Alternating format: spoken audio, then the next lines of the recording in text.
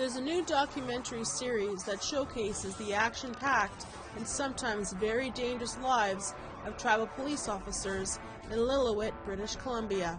Steve Sweetholt is the producer who came up with the concept after serving as a tribal police officer himself for 7 years. I think a lot of officers were misunderstood.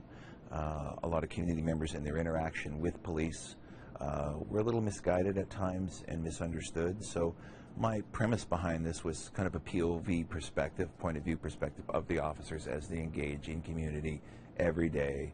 And this series does just that. Heading to the scene of a motor vehicle incident, an officer has to prepare for what they will discover.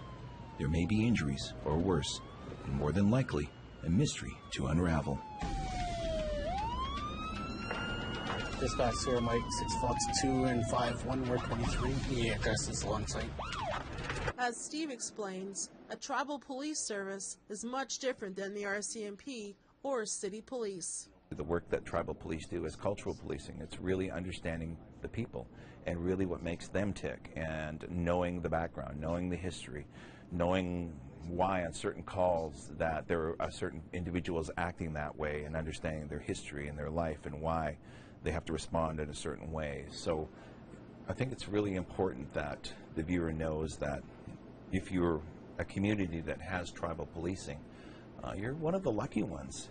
The last time I was afraid for my life was a time when this man decided that he didn't want to live anymore.